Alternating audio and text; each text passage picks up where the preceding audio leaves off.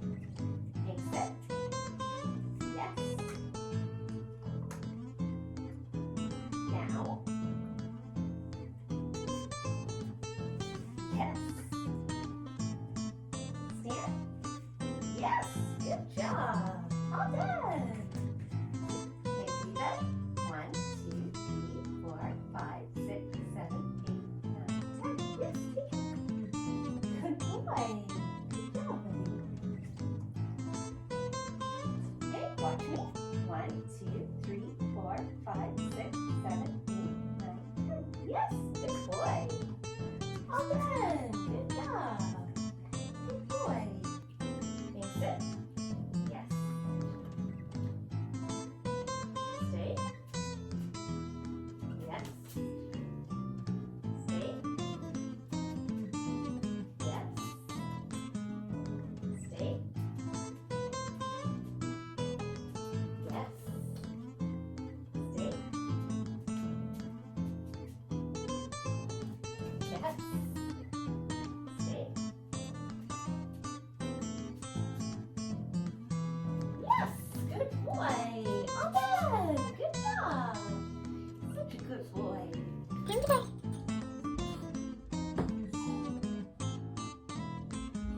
Yes, good boy.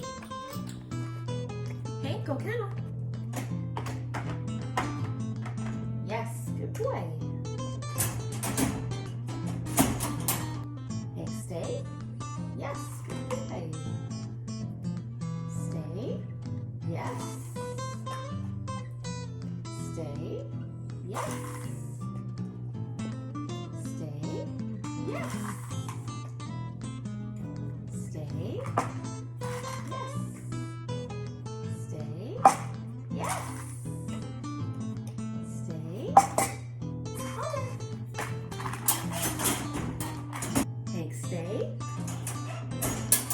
Yes, good boy. All done. Good job. Take sit. Yes.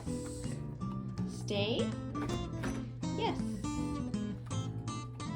Stay. Yes. Stay.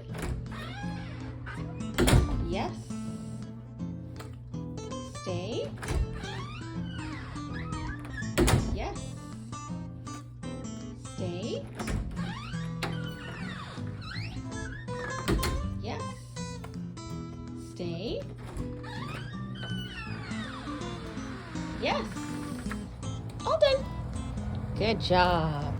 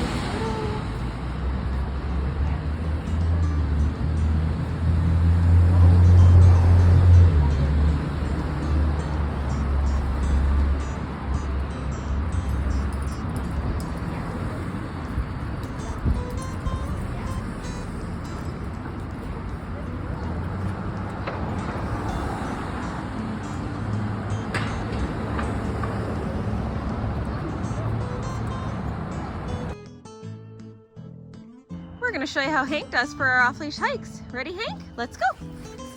Good boy. So I always start out with a pretty high rate of reinforcement, rewarding them anytime they check in. And then as I see that I'm getting success and they're staying nice and close, I can start to lower the rate of reinforcement or a little bit less often. So what I want to see is that he'll go off and sniff and explore a little bit, but also check in here and there. I don't want him just glued to my side, because the whole point of going out for a hike is that he gets to go out and be a dog and sniff and explore, but here and there he should be checking in like he is right now. Now, as I'm feeding the treats, it's important to make sure that I do still give him some acknowledgement, like affection and praise when he offers the check-ins, so that I am still letting him know that I like the behavior and I want him to continue offering it. If I just ignore it because I don't want to give a treat every time, and he keeps checking in and I'm ignoring it, he's not getting anything at all for it, that's the equivalent of me telling you to walk away when he's barking at you or jumping up for attention. We tell you to ignore those attention-seeking behaviors because we want the dog to give up on it, knowing that it's not going to get anything at all. Similarly, if we start ignoring those check-ins just because we don't want to keep giving treats every time, we're going to actually start to lose that behavior, and that's not what we want to see happen. So we're just going to switch it up and give him affection, praise sometimes. Good boy, go play, so that he does still know we like the behavior. Out here, I'm mostly just using kibble for Hank. Because we've worked together a lot in this environment, it's really easy for him to make the choice to check in and work with me, so I don't have to use a lot of high value stuff. Anytime you go somewhere new though, you're going to be dealing with more exciting sights and smells and distractions, so you're going to need to switch it up with some higher value treats. So things like chicken, hot dog, liver, cheese. The idea is you want your best value treat to trump anything he's going to find in the environment, so that whenever you ask him to do something, he happily does it, expecting the best outcome to come from you. Now, as we're building up this reinforcement history that all the best stuff comes from us, it's important to let him drag a long line to prevent him from self-rewarding in the environment. So what I mean by that is if I go somewhere new and he gets excited and runs off chasing birds and squirrels, that's what he's going to find reinforcing, so that's what he's going to continue to do whenever he gets into that environment. If we have a long line on him to prevent him from being able to do that, while we work with him and jackpot him for good leave-its and recalls and making the choice to work with us, then eventually we can start thinking about fading that line as we get success. But we want to set it up so that he can only successfully make the choice that we want him to make, so we can build that reinforcement history for it, while we limit his access to those other things that we don't want him self-rewarding for in the environment. I've hidden on Hank. We're going to do an out-of-sight recall. Hank, come!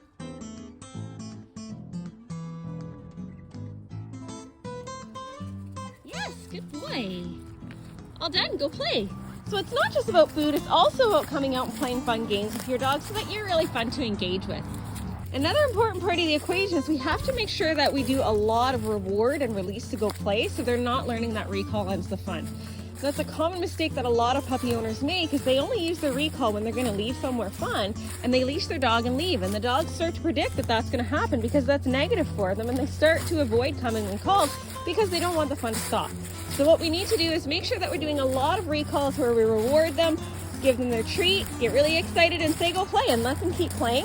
If it actually is time to leave somewhere, what I recommend doing is call them and leash them, give them a really good treat, say go play, and let them play for a couple more minutes while they're dragging the leash, and then just pick up the leash and go. Use a cue like let's go or something else, so we're not immediately ending the fun after doing a recall. Along the same lines, don't use your recall to do anything that your puppy doesn't like. So I never use the word come to get them to go into the bath or to get them to do their nails. I also don't use the word come to try to get them to do something they seem uncertain about. So if he's nervous about a doorway or stairs or any kind of a surface, the idea is you want to only use the word come when they're going to get something really, really positive, so that whenever we call them to come, they don't even think about it. They come racing and expecting something really good to happen. We want the association to be like hearing the music of the ice cream truck, where they race in for their goodie and they get to keep playing, and they never expect that anything bad is going to happen. Hank's heading up ahead. I'm going to change directions and let him know whether this way cue. Hank, this way! Yes, good boy. All done, go play. So realistically, the reward for this way doesn't always have to be a food reward. It is just a cue to follow. It's letting them know that we're changing directions, and the reward for it could be we're just going to go have fun in a different direction. But if they turn on a dime and come racing in like he did, I do like to give a food reward to encourage a nice fast response like that in the future. Good boy, Hank. All done, go play.